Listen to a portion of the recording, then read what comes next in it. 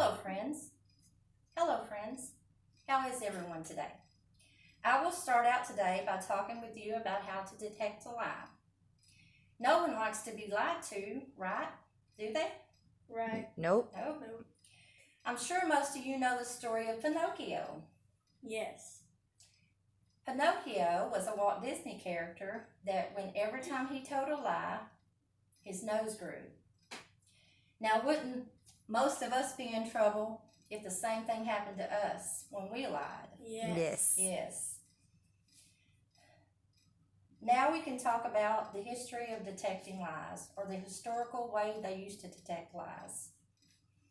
One of the first methods that was used to detect a lie, circa China, 1000 BC, they would make you, if they thought you were doing something criminal or wrong, or giving them a false statement, they would make you fill your mouth with dry rice and keep it in there. And after a while, after a while, they would make you spit it out. And if in that rice that you spit out, any parts of it were dry, you were automatically considered guilty, and then you were punished. Another way historically that a person was detected in a lie was the ordeal. It's called the ordeal, or trial by ordeal, or judgment of God. Way back in history, if they felt like a man was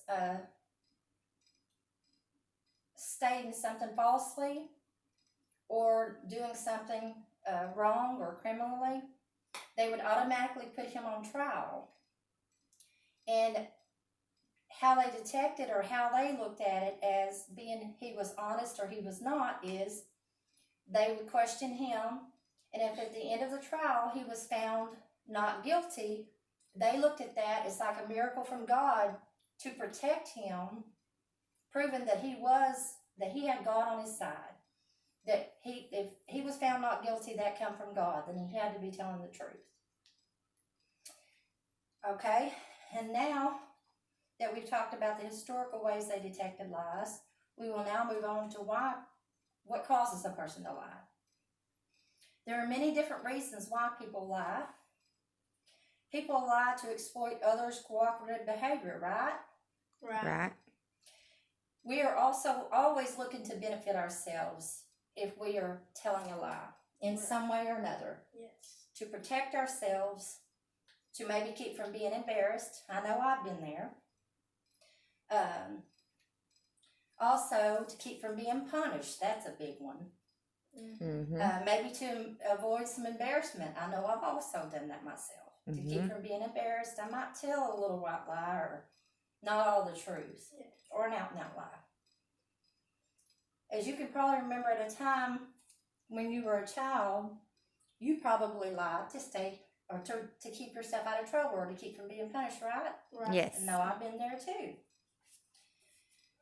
Funny story. This is a true story. When we were kids, my siblings and I, my mother gave us a Halloween party. She had a really nice, beautiful, actually, Halloween cake made. Well, she told us before the party started, no one touched the cake. Okay? So later on, my mother goes in the kitchen, and lo and behold, a lot of the icing is missing from the cake. Well, she sees my sister in the hallway and says, "Why did you get in the cake when I asked you not to?" And my sister replied, "No, I didn't get in the cake." Little did my sister know, the evidence was all over her face. She had cake icing all over her face. So the evidence told the truth. That's funny. Now that we know the causes of people lying, we will now move on to how to detect a lie. There are many ways on how to detect a lie I want to share with y'all today. Eye contact is a big one. When you are standing in front of someone and they are telling you a lie, or about to tell you a lie, their eyes will move away from you at a crucial moment. Also, they will give you too much detail when they're explaining themselves or they're telling you or they're giving you an answer. They're trying too hard to convince you that what they're saying is the truth. That's another indication of a lie. Another one is they will repeat themselves. And also, they will repeat the question you asked them. If it is a question that was asked, they will repeat that question to give themselves time to think up of a lie to answer.